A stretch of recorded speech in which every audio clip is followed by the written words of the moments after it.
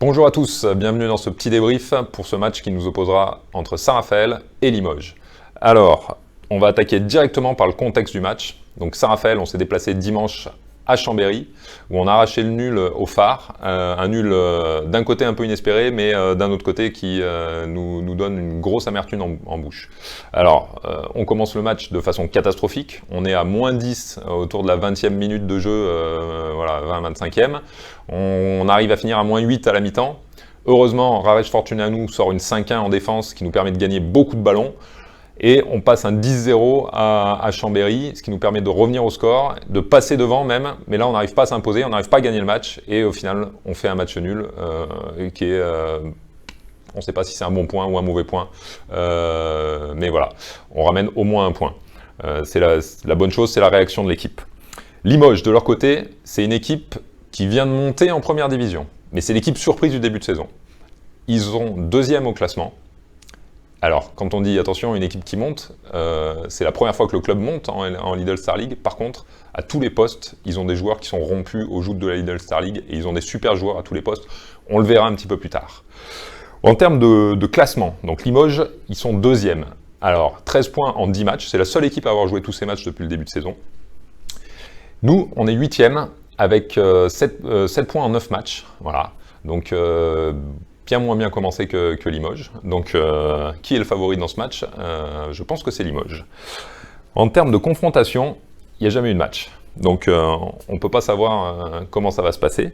Ce qu'on peut voir, c'est que Limoges a 6 victoires, 1 nul et 3 défaites. Nous, on a 2 victoires, 3 nuls et 4 défaites. Et attention, 0 victoire à domicile.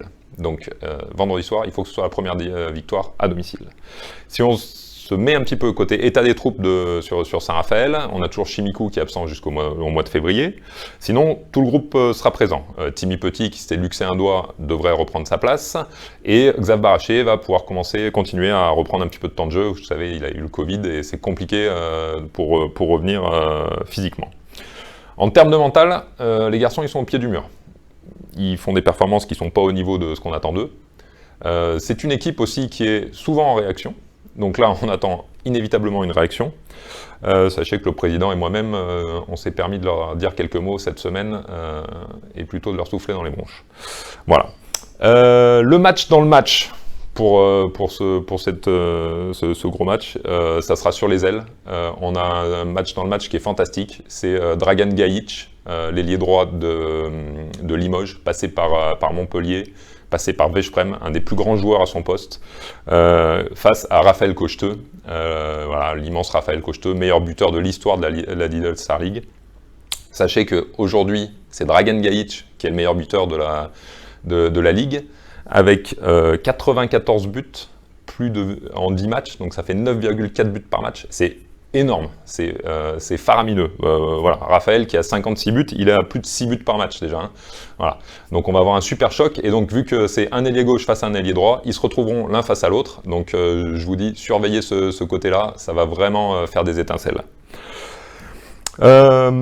Si on regarde Limoges, les joueurs, donc je vous ai dit, il y a des super joueurs à tous les postes. Moi, je vais en sortir 2 autres, hormis Gajic qu'on a déjà vu.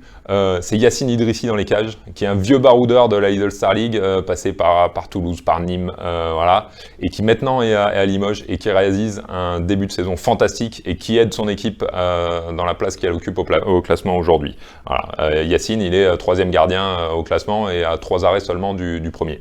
Donc pour vous dire la performance. Et de l'autre côté, ça sera l'arrière droit, Mike Brassler, un grand shooter arrière droit.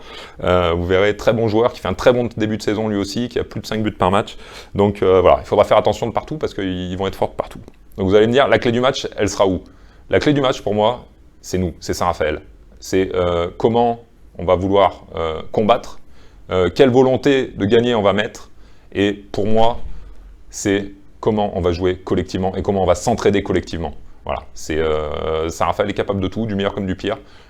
Eh ben, il faudra faire le meilleur. Par contre, on sera opposé à la confiance qu'a Limoges, au fait que de toute façon, ils ont déjà réussi leur début de saison et qu'ils n'ont rien à perdre, ils ont tout à gagner dans cette saison et ils n'ont rien à assumer du tout. Ils sont déjà quasiment maintenus. Donc voilà, ils jouent sans peur et souvent quand on est sans peur, eh ben, on arrive à faire de belles choses. Voilà. Donc la clé du match, c'est Saint-Raphaël. le collectif de Saint-Raphaël et comment les garçons seront soudés pour gagner ce match.